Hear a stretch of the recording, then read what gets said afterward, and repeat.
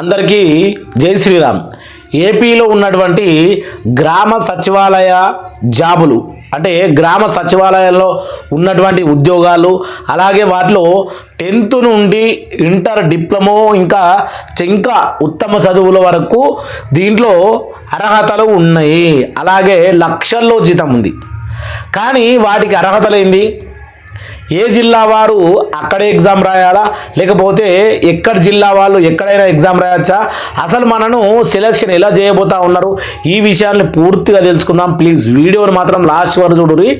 గ్రామ సచివాలయాల ఉద్యోగాలు కావాలనుకునే ప్రతి ఒక్కరూ ఈ వీడియోను ఎండ్ వరకు చూస్తారని కోరుకుంటున్నా. మీరు ఎలాగైతే అర్హులు అవుతారు అనే విషయాన్ని దీంట్లో మాత్రం పూర్తిగా ఉంటుంది. వీడియోను స్టార్టింగ్ నుంచి ఎండింగ్ వరకు చూస్తే మనం ఎలా దరఖాస్తు చేసుకోవాలి, ఎలా అర్హత, ఏ కేటగిరీ వరకు దీంట్లో వయసుకు నిమిత్తం లేదు అనే విషయం కూడా దీంట్లో ఉంది. కాబట్టి వీడియోను లాస్ట్ వరకు చూడండి ప్లీజ్. మొదటి నుంచి మనము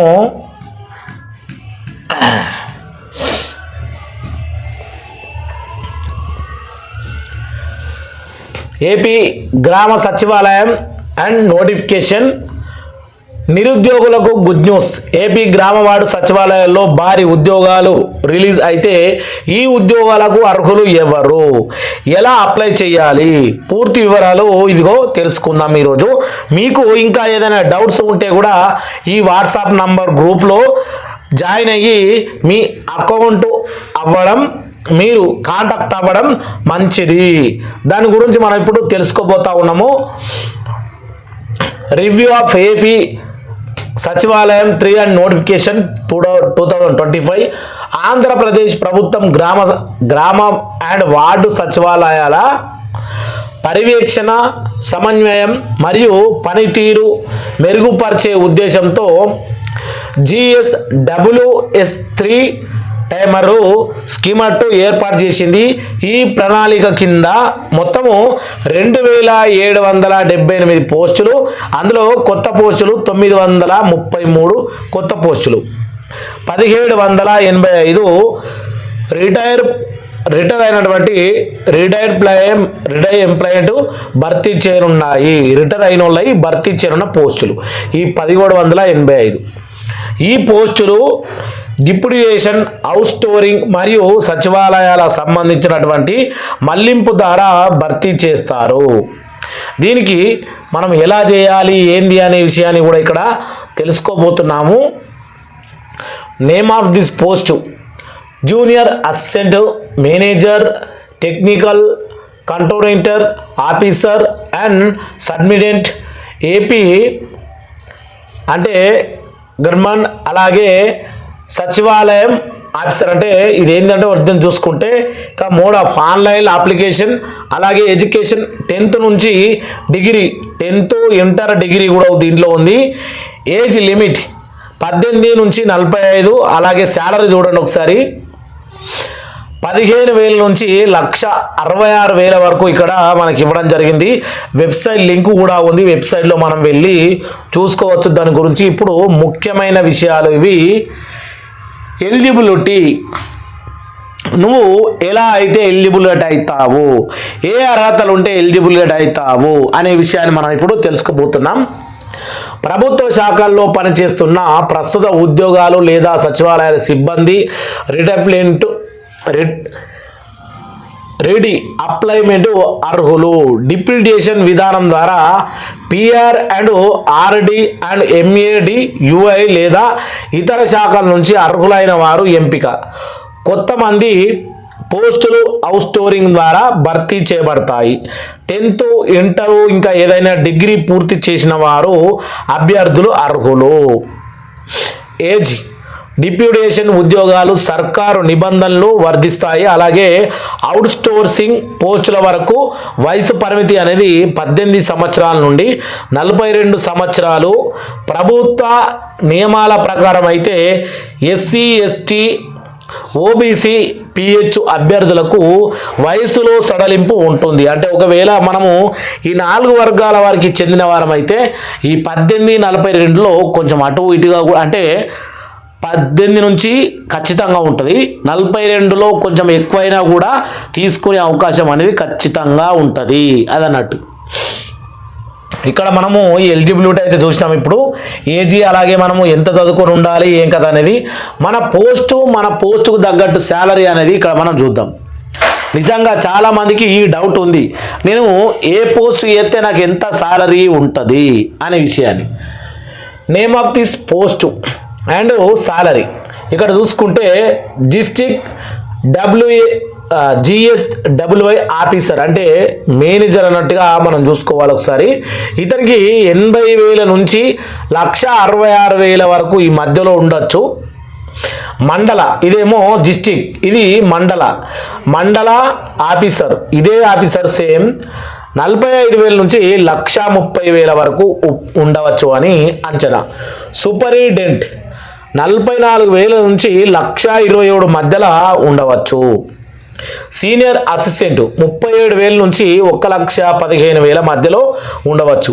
జూనియర్ అసిస్టెంట్ ఫంక్షనల్ అసిస్టెంట్ 28,000 మధ్య నుంచి 89,000 మధ్యలో ఉండవచ్చు.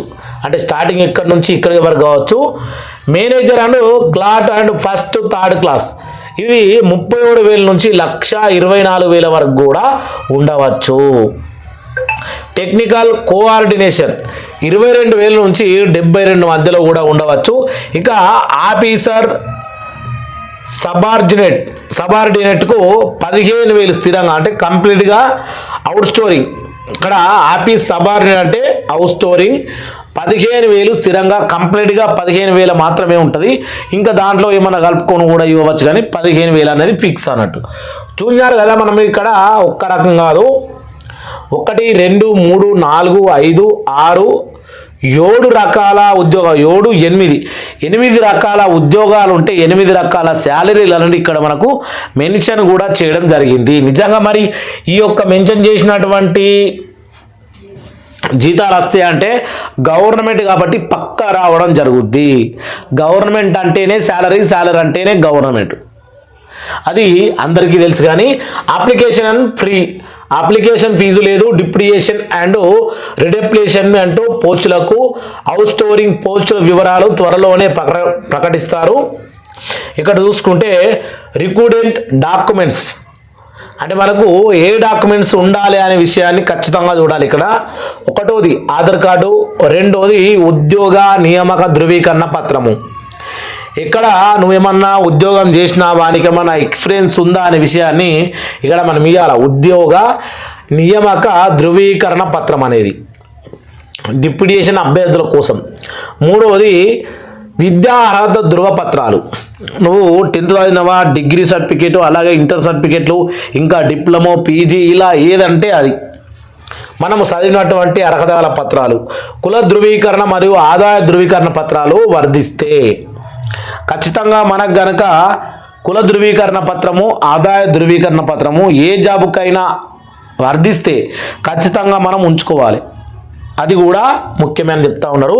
ఇక అనుభవం సర్టిఫికేట్, నువ్వు ఏ కంపెనీలో పనిచేసినావు, కంపెనీలో పనిచేసి ఒకవేళ అనుభవం ఉంటే నీకు అనుభవ సర్టిఫికేట్ ఉంటే దీంట్లో most of the salary, most of the పెద్ద పోస్టులకు కూడా మనం వెళ్ళే అవకాశాలు ఎక్కువగా ఉంటాయి. ఇక చూసుకుంటే 6వది తాజాగా పాస్పోర్ట్ సైజ్ ఫోటోలు.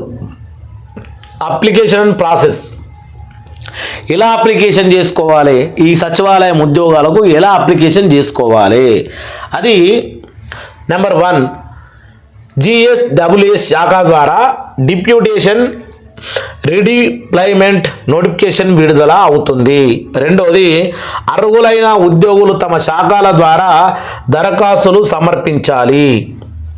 అంటే నువ్వు ఏ శాఖలో చేసుకుందాం అనుకుంటున్నావు ఇక్కడ పూర్తిగా ఉంది. అక్కడ మనం 2 పాయింట్లు చూసాం. కానీ ఇక్కడ అర్హులైన తమ శాఖలను, ఏ శాఖకు అయితే నువ్వు చేసుకోవాలా, ఏ శాఖకు నువ్వు చేసుకోవాలంటున్నావు ఆ శాఖకు మనమే అప్లై చేసుకోవాలి.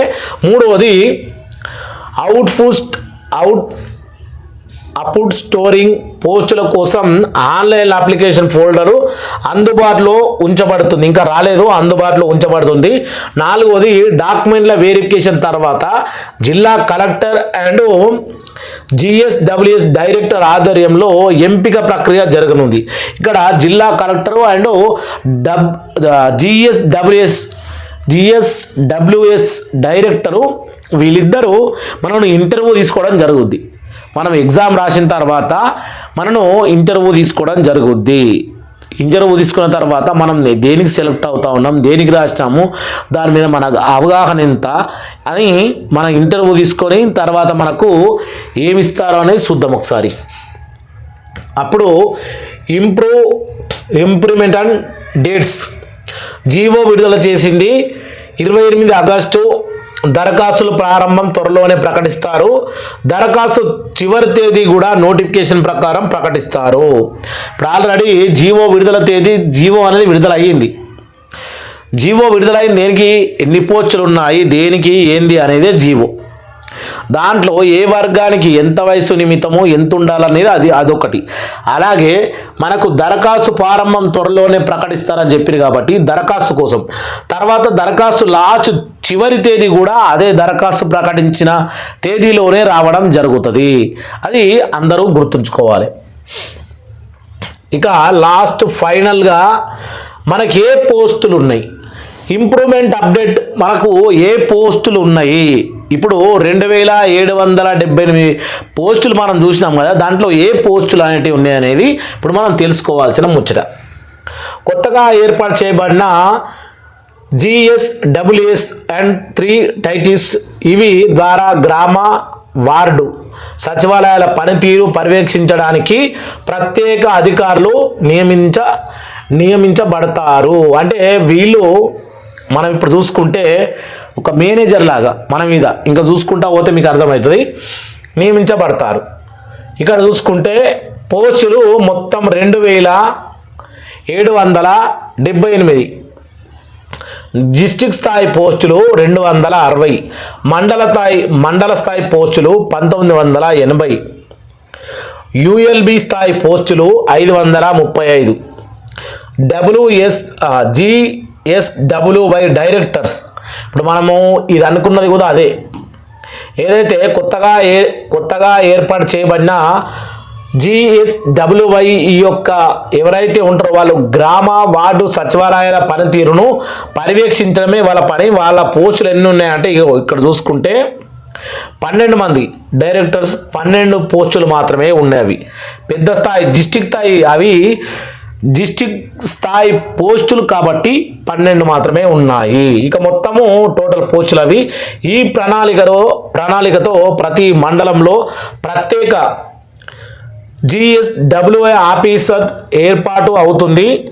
గమనిక, ఈ నియమాల ప్రకారం ఎక్కువగా డిప్యూటేషన్ మరియు రీఅప్లైమెంట్ ద్వారా జరుగుతాయి. అవుట్ స్టోరింగ్ పోస్టుల పైన పూర్తి వివరాలు ప్రత్యేకత నోటిఫికేషన్ ద్వారా త్వరలోనే ప్రకటిస్తారు. ఇది విషయం. ఇంకా ఇక్కడ మనకు ఇంకేమీ లేదు. ఇది విషయం అన్నట్టు. మనకు ఎన్ని పోస్టులు ఉన్నాయి, అవి మండల స్థాయి పోస్టులు ఎన్ని, డిస్ట్రిక్ట్ స్థాయి పోస్టులు ఎన్ని, గ్రామ వార్డు ఆ పోస్టులు ఎన్ని, ఇవన్నీ మనం చూసినాము. అలాగే ఎంత సాలరీ ఉండాలి, మనం ఏం చదువుకొని ఉంటే మనం దీంట్లో అప్లికేషన్ దరఖాస్తు చేసుకోగలుగుతాం. దరఖాస్తు ఆల్రెడీ మనకు దీని గురించి జీవో అనేది విడుదలైంది, కానీ దరఖాస్తు తేదీ అనేది ఇంకా విడుదల చేయలేదు. దరఖాస్తు తేదీ విడుదల చేసిన తర్వాత మనకు నెక్స్ట్ దరఖాస్తు లాస్ట్ రోజు కూడా డేట్ అనేది మెన్షన్ చేయడం జరుగుద్ది. ప్రతి ఒక్కళ్ళు ఈ వీడియోలు చూసిన అర్థం కాకపోతే మళ్ళీ కూడా మీరు వీడియోని మళ్ళీ చూడవచ్చు.